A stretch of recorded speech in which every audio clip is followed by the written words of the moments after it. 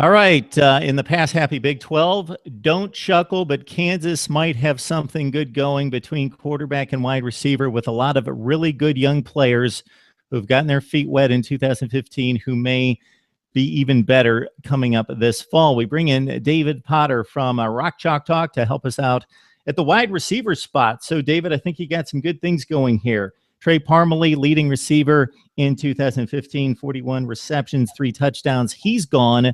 But besides that, a lot of guys that were freshmen last year that were made significant strides, caught something in the neighborhood of 30 passes, a number of them back for their sophomore seasons, and maybe they'll get even better. Right, and several of them even playing as true freshmen. Most notably, Steven Sims and Jeremiah Booker were able to get some playing time and put up some decent numbers just as true freshmen. I believe both 2-star recruits coming out of high school, but with some abilities that we saw flashes of last year. Steven Sims has pretty good straight line speed and ability to get open downfield. Jeremiah Booker is 6'3". He seems like a pretty solid possession receiver.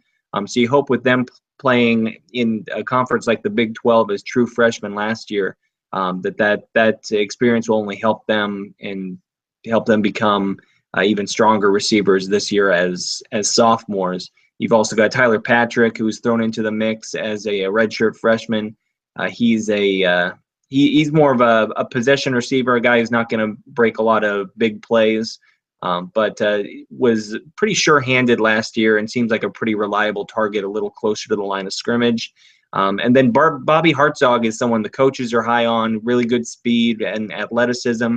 Didn't see the field a whole lot last year as a sophomore, but might factor in a little more this year. Yeah, Steven Sims, you mentioned him as a freshman, 30 catches, 349 through the scored the only touchdowns against Baylor and Oklahoma State. Tyler Patrick, he also caught 30, as you mentioned, 255 through the air, 2 touchdowns. Booker caught 23 and really amped up in regards to his production. He didn't play the first 4 games, or at least didn't see the stat sheet in regards to receptions, and so he caught all 23 of those passes in the last 8 games. That all said, in regards to the bright future for those 3 players, or 4 players in particular, there's also a guy that may be, when it's all said and done, the best of the wide receiver talents here when we talk about the transfer from Texas A&M, Laquaviente Gonzalez. Quiv Gonzalez. We'll shorten it up right there. Most people call him Quiv. What have you heard about him, David? Great speed, not a lot of size. I believe he's only listed at about 5'9", so he projects to be more of a slot receiver, but a good playmaker in open space. He was able to put up decent numbers as a true freshman at Texas A&M. For one reason or another, lost out on some playing time as a sophomore and decided to come to Kansas with David Beatty and sat out last year.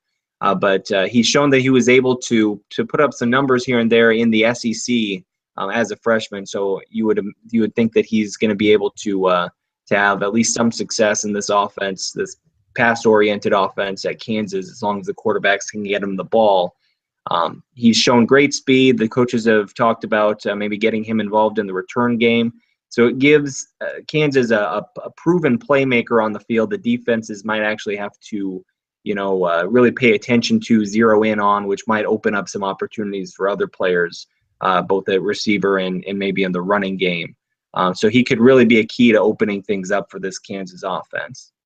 Gonzalez caught 21 passes from one Johnny Manziel in 2013, the season following Manziel's Heisman year there at Texas A&M. All right, David, you got some guys listed at tight end, maybe not necessarily traditional tight ends because of the style offense with the air raid attack. Kent Taylor listed on the depth chart and got the most playing time last year, 15 catches and a touchdown. He's gone. Who do you have coming back? Ben Johnson comes back. I know it seems like they list about 50 guys on some of these award watch lists, but he is on the Mackey Award preseason watch list. Wasn't real involved in the passing game, was really more of a blocker and just an occasional short yardage kind of receiver last year. But the coaches do like his hands and his ability as a receiver. So, if they need to split him out and have him run shorter routes, he's definitely capable of doing that.